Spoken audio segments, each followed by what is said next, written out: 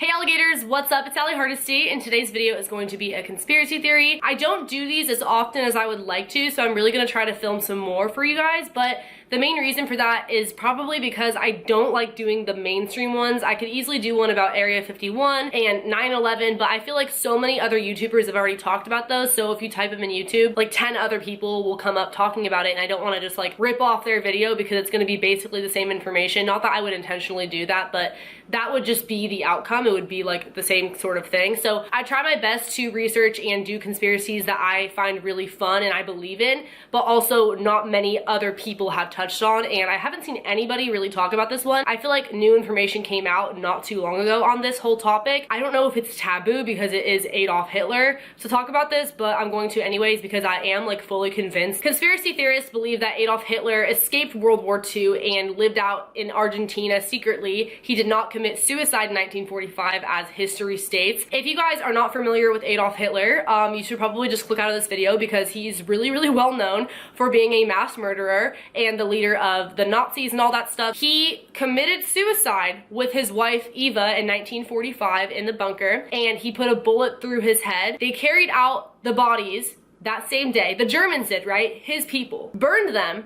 And then the next day, he was announced dead on the German radio, which was May 1st, 1945. But the Battle of Berlin was going down, so nobody could really check on it and confirm that he was in fact dead. So then the day afterwards, May 2nd, 1945, they dug up where Hitler was buried and found a body double. It was somebody else who looked like Hitler, but clearly was not Hitler. Somebody with a mustache, all that stuff. And so people were like, where is Hitler? We're not saying that this was there in place of Hitler, but where is Hitler? Because this clearly is not him. Did he actually die? Did he get away? I don't understand. Joseph Stalin and Dwight Eisenhower claimed that they didn't believe he was dead, that they think that he did escape to Argentina. So that is very coincidental and ironic because one, nobody was able to witness this. Nobody actually saw their dead bodies up close. They saw a couple of bodies being carried out of the bunker that could have belonged to anyone, including this dummy replacement that they dug up from the ground. Also, the fact that the Germans were the ones who pronounced him dead. It was not the Allies, who have no reason to lie because they want him to die. But the Germans, they could easily just tell their people that, and that's what they're going to believe. And three, the fact that nobody was able to uncover his remains. If that body did not belong to Hitler, then where is Hitler? Nobody really knew. The FBI didn't buy it either. They went searching for him across the world for years. It wasn't until 23 years later when the Soviet Union came out and said that they had his remains this whole time, but they just now wanted to release that information. Really coincidental and ironic considering this whole time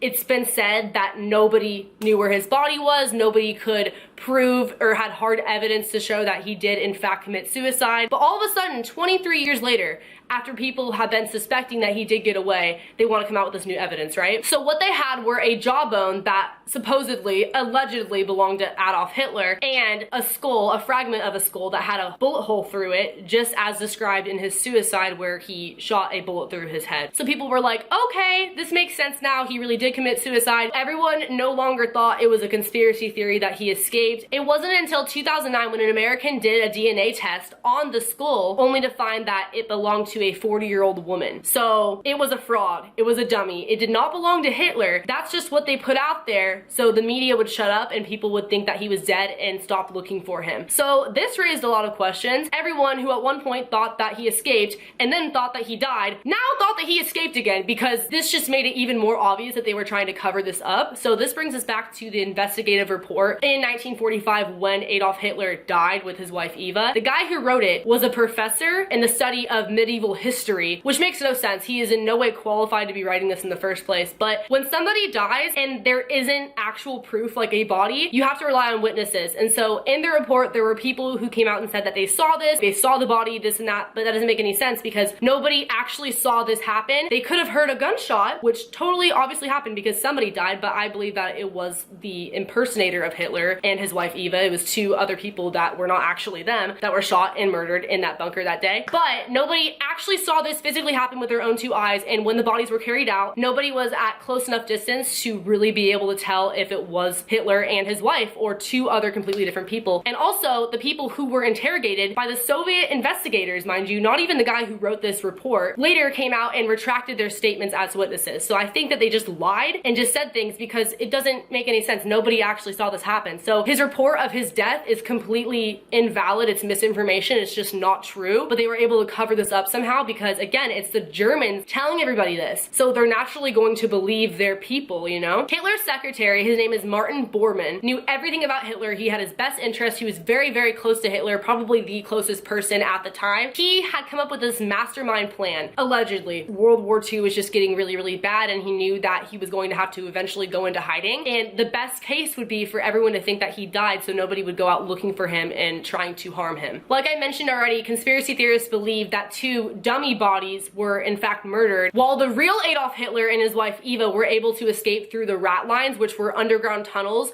where a lot of fugitive Nazis escaped through, because they were basically like underground cities. They had everything you needed for survival, and so it would have made a lot of sense if that's the way that they escaped, because nobody would have seen them besides the people who were on their side, like the other Nazis. And this isn't even like speculation. Like, there's proof that these underground rat lines existed. People have visited them, and a lot of other people have escaped through them. So in 1943, a top-ranking Nazi admiral said that he would build a impregnable fortress in another world for Hitler. Maybe that's what happened. People were talking about this long before he died, right? It makes sense because this is something that would have been very, very planned out, and there's more evidence that supports that. On June 2nd, 1945, 2 months after World War II was over, these boats went out to Argentina, and it was said that this was for scientific purposes. This was for mapping and weather and all this stuff, which is complete BS, because later on declassified reports came out proving that it was a classified military operation. So conspiracy theorists believe that there was a base out in Argentina, a Nazi base, where a lot of the Nazi officials and leaders were taken to live out there in hiding and escape. And Argentina was a pretty safe place to do so. It was relatively close enough to get there. On top of, they were pretty tolerant of Nazis. They weren't going to hurt anybody who came into their country like that. They were pretty much going to turn a blind eye, which I believe they did. And it was just very accessible and thought out the way this all worked and the way they were transported over there. In 1942, it was even documented, again, a declassified document, that Martin Bormann was talking about funneling billions of dollars in gold that was stolen over somewhere where it would be safe. And later on, this makes a lot of sense because basically conspiracy theorists believe that a lot of these Nazi officials, Hitler included, survived because they took a lot of that money and put it into the Argentina and American stock market. So they were able to live out secretly without having to attend like a regular job or anything. They could just survive off of that money, which I think they did. This is where things get pretty crazy. June 8th of this year, 2017, in Buenos Aires, the capital of Argentina, in a suburb right outside of there,